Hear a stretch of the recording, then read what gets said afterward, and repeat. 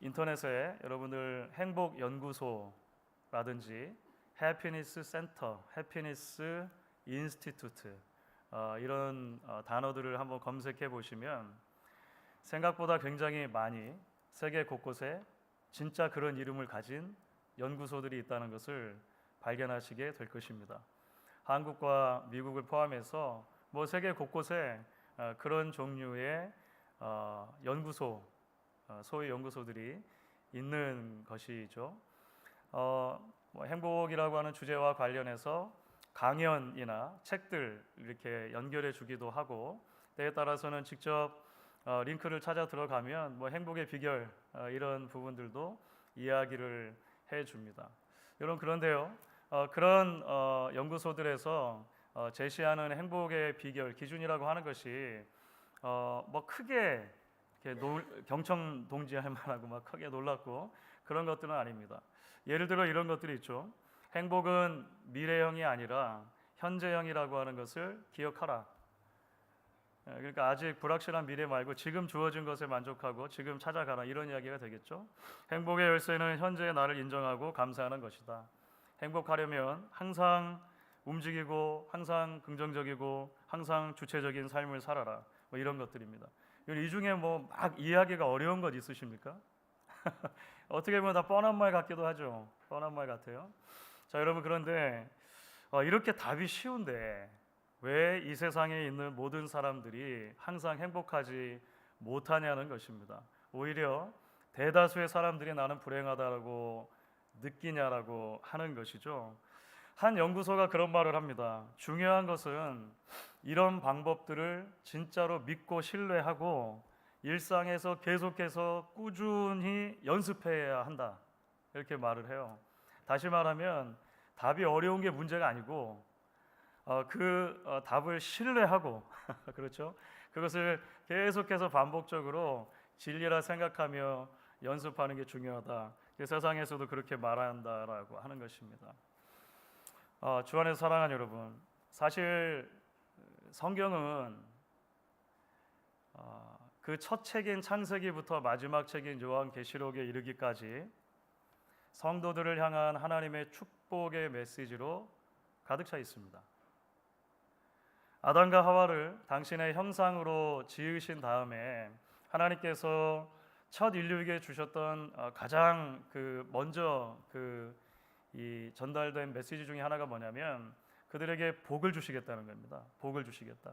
창세기 1장 28절이죠. 하나님이 그들에게 복을 주시며 그들에게 생육하고 번성의 땅에 충만하라, 이런 말씀을 하시는 거예요. 하나님께서 이스라엘 민족의 조상이 되는 아브라함을 처음 부르셨을 때도 이런 이야기를 합니다. 창세기 12장 2절입니다. 내가 너로 큰 민족을 이루고 내게 복을 주어 내 이름을 창대하게 하리니 너는 복이 될지라. 아브라함을 부르신 이야기를 보면 복이라고 하는 단어가 여러 차례 반복돼서 등장하는 것을 보게 됩니다. 수많은 시편들은 성도의 삶의 특징을 행복이라고 말하죠. 신약은 어떻습니까? 예수님의 산상수훈은 소위 팔복으로 시작을 하죠.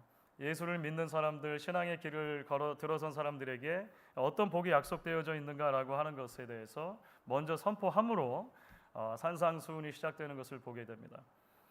성경의 마지막 책인 요한계시록을 보면 그렇게 믿음의 길을 걸어가는 믿음의 공동체인 교회가 최종적으로 누리게 될 참 복, 지복이 무엇인가 사실 우리에게 설명을 해주고 있습니다. 그런데 여러분, 왜 많은 성도들이 실제로 축복된 삶을 누리지 못하는 것일까요? 왜 우리는 항상 즐거운 가정생활, 복된 직장생활, 행복한 교회 생활을 하지 못한다라고 생각하고 실제로 그렇게 누리지 못하는 것일까요? 어떤 의미에서 보면 여러분, 답을 몰라서가 아닙니다. 성경이 말하는 참된 복, 지복에 대한 메시지가 우리에게 끊임없이 들려지지만 그것을 신뢰하지 않는 거예요. 그것을 실제로 잘 믿지 않는 것입니다. 그리고 그것에게로 내 자신을 던져놓고 매일매일 연습하는 것이 사실 우리에게 어색할 때가 많다라고 하는 것입니다. 교회에서만 고개를 끄덕일 뿐 매일의 삶 속에서 실제적으로 하나님이 말씀하신 복에 대한 약속이 아니라 이 세상이 이야기하는 거짓된 복의 원리들을 따라 살려고 하는 우리의 문제가 있다라고 하는 것이죠. 그래서 오늘 우리가 신앙의 순례자들을 위해서 마련된 축복의 노래라고 할 수 있는 시편 128편 말씀에 조금 더 귀를 기울여 보기 원합니다. 이 말씀이 성도가 누려야 할 복된 삶에 대해서 새로운 진리를 말하기 때문이 아닙니다. 지금까지 아무도 발견하지 못한 근심 없이 즐거운 삶을 살아가는 그런 비결, 비밀을 가르쳐 준 데서가 아닌 것이죠. 너무나 쉽게 잊고 사는 이미 있는 행복의 길, 참 복의 길에 대해서 오늘 말씀이 다시 우리에게 일깨워주고 있기 때문입니다. 우리가 그 가치를 평가절하하거나 때로 전적으로 신뢰하지 못해서 마음껏 사용하지 못하고 있는 이미 주신 선물들, 하나님의 이미 주신 그 복의 실제들에 대해서 오늘 말씀이 이야기하고 있기 때문에 그렇습니다. 먼저 복이라고 하는 주제와 관련해서 오늘 시편 128편을 읽으면서 발견하는 첫 번째 진리가 무엇일까요? 그것은 하나님께서 저와 여러분을 끊임없이 축복된 순례의 길로 초대하고 계신다는 것입니다. 여기로부터 우리가 출발하는 것이 대단히 중요하죠. 오늘 함께 읽은 말씀 보시면 이렇게 되어 있습니다. 1절의 말씀에서 이렇게 선언하죠. 1절이 너무 빨리 나왔네. 그러고 보니까 그렇죠? 같이 한번 읽어볼까요? 여호와를 경외하며 그의 길을 걷는 자마다 복이 있도다. 4절 말씀도 마찬가지로 이렇게 말합니다. 같이 읽습니다. 여호와를 경외하는 자는 이같이 복을 얻으리로다. 여러분, 우리가 무엇보다도 이 부분을 먼저 곰곰이 생각하고 붙들어야 될 필요가 있다, 그렇게 여겨집니다. 참 신앙의 순례의 길을 가는 이들에게 하나님께서는 복된 삶을 원하신다는 것입니다. 그 복된 삶을 약속해 주십니다. 오늘 찬양대가 너무나 오늘 메시지에 적합한 찬양을 같이 또 올려주신 것 같아요. 여러분, 늘 말씀드리지만 미리 짜고 이렇게 하는 게 아닙니다. 찬양대에서 알아서 찬양을 준비해 주시는데 때에 따라서 이 설교 메시지와 너무 잘 맞게 될 때가 있는 것 같아요. 여러분, 믿음의 길을 걷는 이들에게 하나님께서 복받기 원하시고 즐겁기 원하시고 행복하기를 간절히 원하신다는 거예요. 여러분, 때로 우리가 오해할 때가 있습니다. 신앙을 가진다라고 하는 것이 마치 세상을 등지고 절대 금욕의 삶을 산다든지 막 재미없고 무미건조한 삶이 이제 시작되었다라고 생각되는 경우들이 있죠. 그래서 신앙인은 행복과 거리가 멀고 늘 막 심각하고 세상의 모든 고뇌와 번민을 다 내가 짊어지는 것 같이 그렇게 살아야 하고 엄격하고 고리타분한 삶을 사는 게 맞다고 생각하는 경우들도 있는 것 같아요. 그런데 이것은요, 기독교 신앙에 대한 대단히 큰 오해 중에 하나입니다. 아주 작은 면만을 보고 그렇게 이야기할 수 있는 것이죠. 사랑하는 여러분, 예수를 믿는 것은 정말 멋진 일입니다. 신앙을 가지고 이 땅을 살아가는 것은 너무나 영광스러운 일입니다. 하나님의 은혜로 구원받고 제대로 된 신앙의 순례길에 들어서나라고 하는 것은 그 자체로 너무나 복되고 너무나 즐거운 일이라고 하는 거예요. 저주받은 길, 고행과 고생으로만 가득 찬 게 아니라고 하는 거죠. 여러분, 오늘 말씀 가운데 2절과 3절 말씀 보십시오. 이런 약속을 성경이 줘요. 2절과 3절 같이 읽습니다.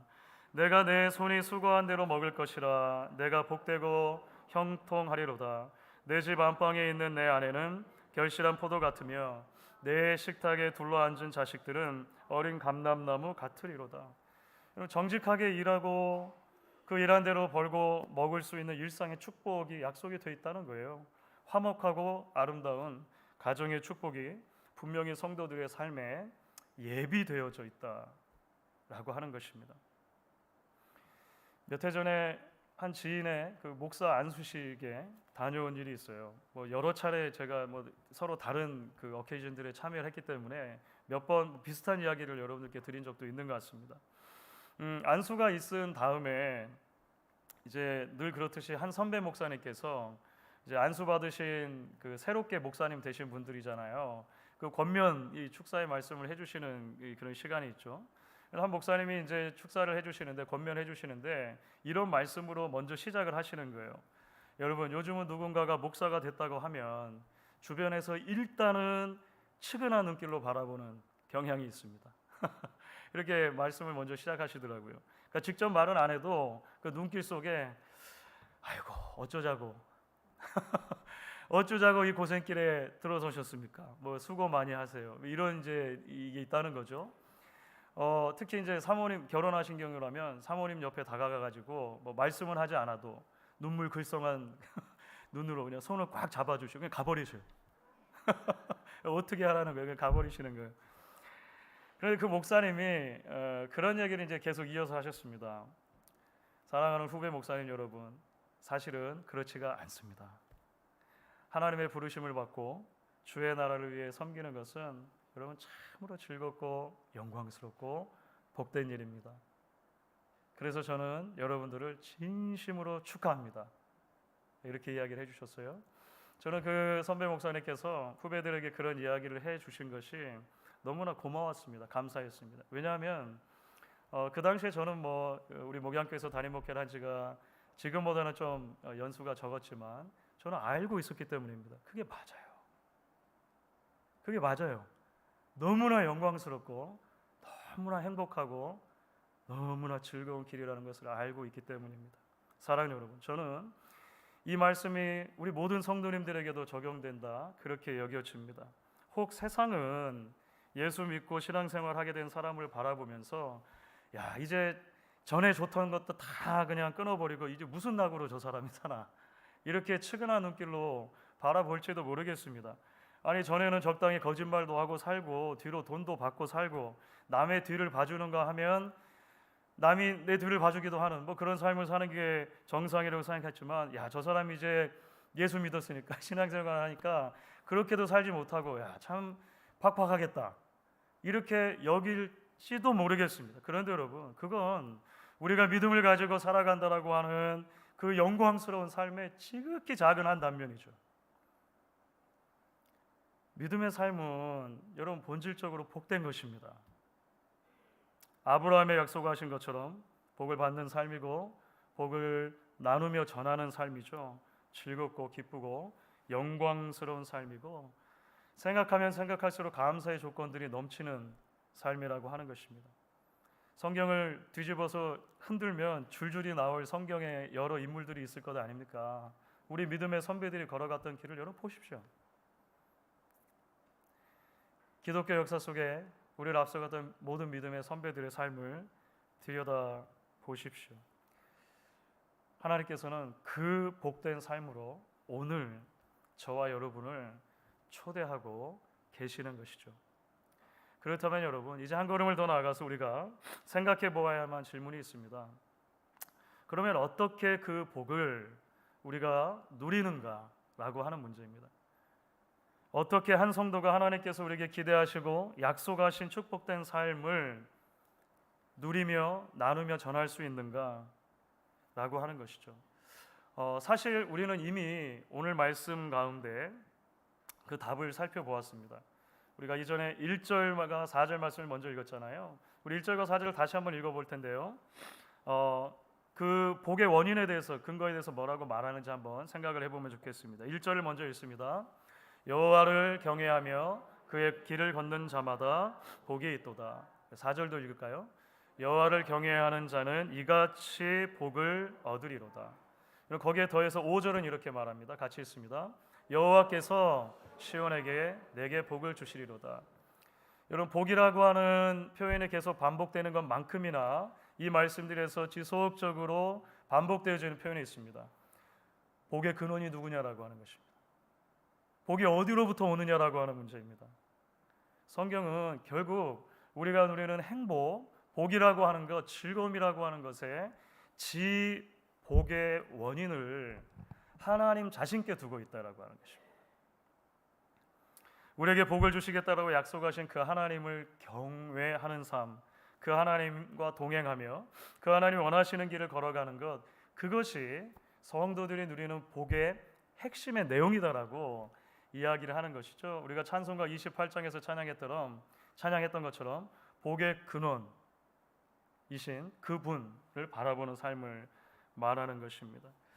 바로 여기에 오늘 시인이 말하는 종류의 성경적인 신앙과 소위 우리가 오해할 수 있는 기복 신앙과의 차이가 있다라고 말할 수 있죠. 여러분, 기복 신앙이라고 하는 표현을 들어보셨을 거예요.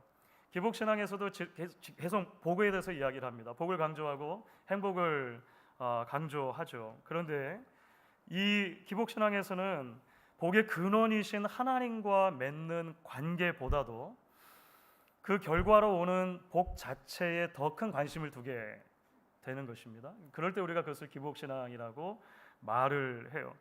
그러면 만약에 내가 원하는 길이 내 앞에 열리지 않으면 우리는 쉽게 그것이 축복된 삶이 아니라고 속단하게 됩니다.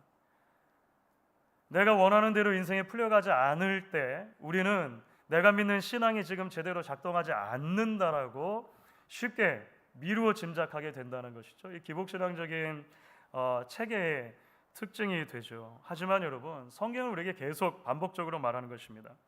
신앙의 궁극적인 목적 방향은 무엇이냐면 하나님을 경외하는 것입니다.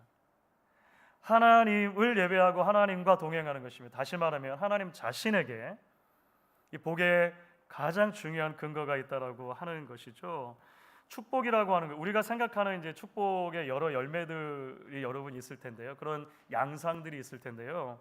그것은 하나님과 올바른 관계 안에 있을 때 하나님이 원하시는 길을 걸어갈 때 맺혀지게 되는 그야말로 자연스러운 열매들이다라고, 결과들이다라고 말할 수 있을 것입니다. 여러분, 그렇기 때문에 성경은 한 번도 성도들에게 하나님께서 행복을 기대하십니다, 즐거움을 기대하십니다, 하나님께서 복된 삶을 약속하셨습니다라고 했을 때 단순하게 우리 인생의 모든 연려나 근심거리가 아예 없을 것이다라고 말한다든지, 우리의 빚으로부터 한 번에 다 해방될 것이라고 말한다든지, 평생 예수를 믿는 사람들은 한 번도 아픔이 없고 한 번도 병들지 않고 한 번도 상실을 경험하지 않을 것입니다라고 약속하는 것은 아니라는 것을 보게 됩니다. 막 뜻밖의 운수 대통 한다든지, 로또가 갑자기 당첨 막 된 인생 역전 이런 것을 사실 성경이 말하는 그런 행복한 삶의 양상이라고는 말하지 않는다라고 하는 것이죠. 결국 성경이 말하는 행복 또는 복이라고 하는 것은 어떠한 순간에도 하나님으로 가득 차게 되는 것입니다. 삶의 모든 순간순간에 하나님이 나의 하나님이 되심을 확인하고 그것을 누리고 그것을 전하는 것이다라고 성경이 지속적으로 이야기를 한다는 것이죠. 말씀드렸던 것처럼 창세기 12장을 보시면 하나님이 아브라함을 부르시는 이야기가 나와요. 아브라함, 그 이스라엘 민족의 조상입니다. 아브라함을 부르실 때 하나님께서 약속을 주시거든요. 하나님이 아브라함에게 주신 약속은 크게 세 가지로 요약을 할 수 있습니다. 내가 내게 보여줄 땅으로 가라. 그래서 그 땅을 약속의 땅이라고 하는 거예요. 그렇죠? 보여줄 땅으로 가라. 그러면 그곳에서 내 자손으로 하여금 큰 민족을 이루게 해주겠다. 그리고 너와 내 자손이 복이 되도록 해주겠다. 복의 근원이 되도록 해주겠다. 이 약속을 주시는 거예요. 땅에 대한 약속, 자손에 대한 약속, 복에 대한 약속을 하나님이 주십니다. 그렇게 해서 그 약속 때문에 아브라함의 인생에 신앙의 순례길이 비로소 시작되는 거예요. 그런데 여러분, 우리가 성경을 읽다 보면 발견하게 됩니다. 창세기 12장 초반부에서 그렇게 하나님께서 아브라함을 부르시며 약속을 주셨는데요, 실제로 아브라함의 신앙의 인생길이 펼쳐질 때 어떤 일들을 맞닥뜨리게 되냐는 거예요. 여러분, 아브라함 앞에 펼쳐진 인생이 어떻습니까? 약속의 땅이잖아요. 가라고 해서 갔잖아요. 그런데 그 가나안 땅에 가자마자 아브라함이 만난 것은 기근입니다. 기근. 아니, 약속의 땅이라면서요. 약속의 땅인데 가자마자 극심한 기근을 만나게 됐다는 거예요. 그래서 자신의 가족을 건사하려고 그 당시에 모든 사람이 알고 있는 젖과 꿀이 흐르는 땅이 있어요. 애굽이거든요. 애굽에 내려가요. 그런데 그 애굽에 내려가서도 자기 아내를 뺏길 뻔했어요. 큰 어려움을 겪잖아요. 그리고 나서 겨우 이런저런 일을 겪고 이제 다시 가나안 땅으로 돌아옵니다. 그런데 가나안 땅으로 돌아왔더니 이번에는요, 자신이 어렸을 때부터 아들처럼 키웠던 조카 롯이 있어요. 롯하고 싸워요. 아브라함의 목자들과 롯의 목자들이 다퉈가지고 어쩔 수 없이 가족이 갈라지는 일을 겪게 됩니다. 그 이후에는요, 롯이 갈라지면서 소돔과 고모라 땅 그 근처를 택했거든요. 웬일입니까? 그래서 그 땅에서 전쟁이 일어나가지고 이 아브라함도 그 전쟁에 휘말려요. 그래서 롯이 이제 전쟁에 포로로 잡혀갔을 때 어렵게 가가지고 막 구해오고 막 그런 일들이 있지 않습니까? 여러분 어떻습니까? 여러분이 아브라함이라면 이 시점에서 어떤 생각하시겠습니까? 이 시점에서 여러분 막 시간은 할 일 없이 흘러가는 거예요. 더군다나 하나님이 자녀를 주시겠다는 약속을 주셨는데 아들은 태어날 기미도 안 보이는 거예요. 아, 하나님 복을 주신다더니 배송이 잘못된 것 같습니다. 택배가 잘못 간 거다. 아니 복을 주신다니 복이 어디로 갔습니까? 어디로? 그렇죠. 그런 생각 들지 않았겠습니까? 하나님 아셨어요. 바로 그때입니다. 바로 그때 하나님이 아브라함을 다시 한번 환상 중에 만나 주시죠. 그게 창세기 15장 1절 말씀입니다. 창세기 15장 1절, 이 모든 일을 겪은 다음이라는 것을 여러분 염두에 두셔야 돼요. 이 모든 일을 다 겪은 다음에 바로 그 시점에서 하나님이 나타나십니다. 같이 한번 읽겠습니다. 이후에 여호와의 말씀이 환상 중에 아브라함에게 임하여 이르시되 아브라함아 두려워하지 말라. 나는 내 방패요 너의 지극히 큰 상급이니라. 여러분 이게 무슨 말씀입니까? 하나님 왜 이런 이야기를 주셨을까요? 아브라함아 기억해라. 내가 너를 불렀을 때 주었던 약속들, 그 약속의 가장 큰 핵심은 무엇이냐면 내가 나 자신을 너에게 통째로 주어버린 것이다. 하나님 그렇게 말씀하시는 거예요. 전혀 그럴 자격이 없는 바벨론에서 살아가던 그냥 한 사람입니다. 아브라함은. 그 아브라함을 찾아가시고 만나 주시는 것, 내가 내 인생의 큰 방패, 지극히 큰 상급이 되어 주시겠다라고 자기 자신을 그냥 주시는 것 자체가 아브라함에게 가장 큰 복이었다라고 하는 거예요.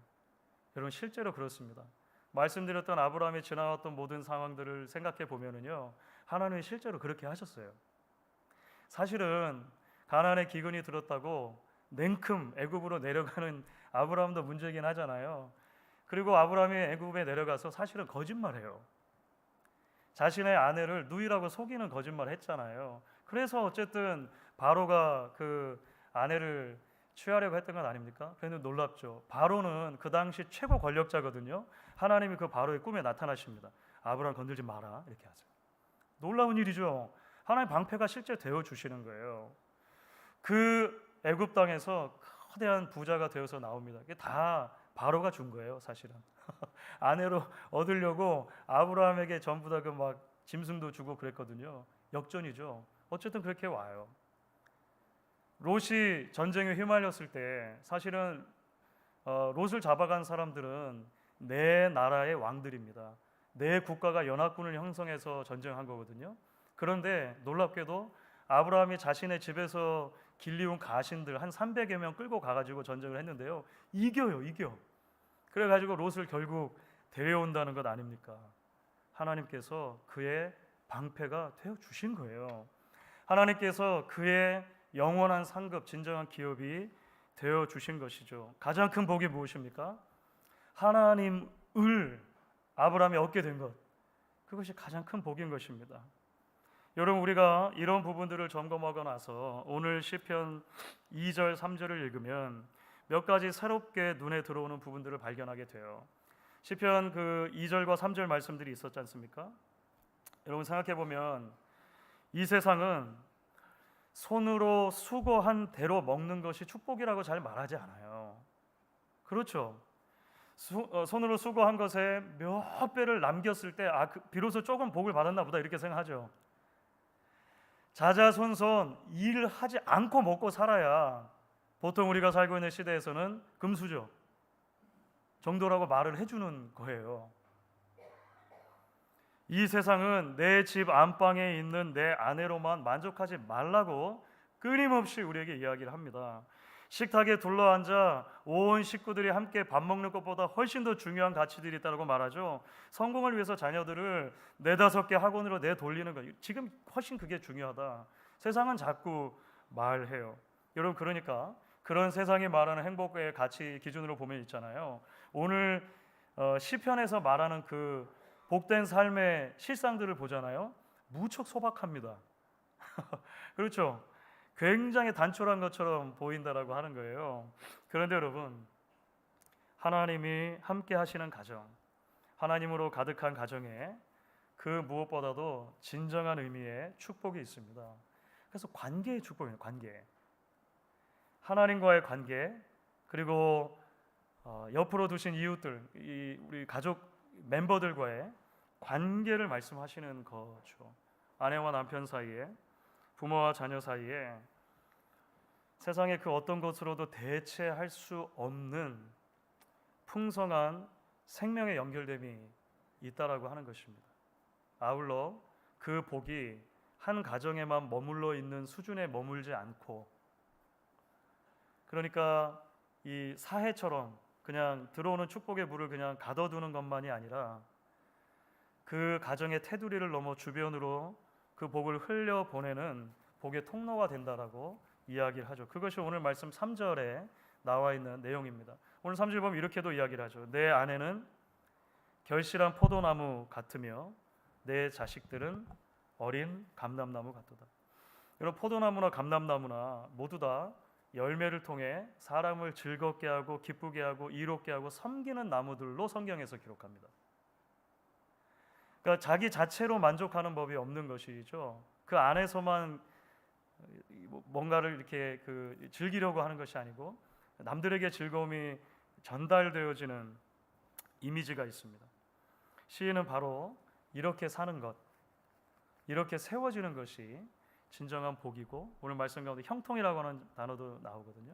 형통이라고 설명하는 것입니다. 주 안에서 사랑하는 여러분, 아브라함을 부르시고 그에게 찾아오셨던 하나님께서 그 아브라함의 후손으로 오신 예수 그리스도를 통해 저와 여러분에게도 찾아와 주셨습니다.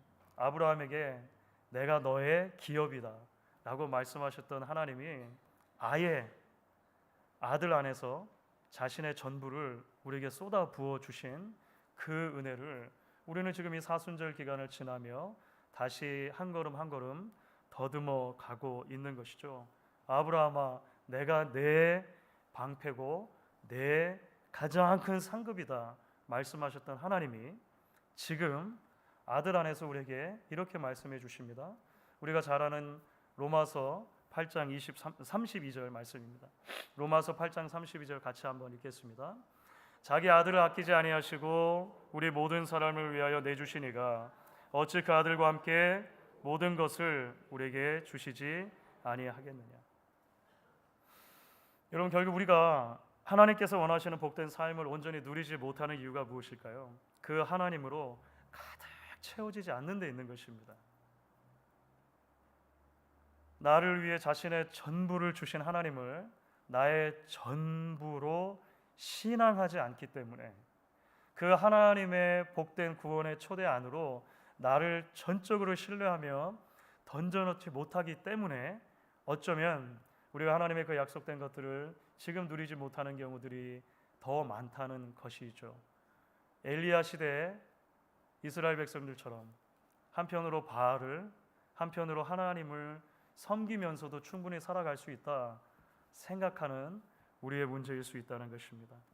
복의 근원이신 하나님을 경외하며 그분과 동행하는 것이 성도의 참 행복이고 즐거움입니다. 하나님의 아들이신 예수님을 붙들고 살아가는 하루하루가 우리에게는 이미 우리가 찬송하는 것처럼 여기서 하늘 나라를 맛보는 것이라고 하는 것이죠. 이 행복의 비밀을 끝까지 신뢰하며 그것을 마음껏 누리고 전하는 저와 여러분, 우리 교회 되실 수 있기를 주의 이름으로 축원하겠습니다.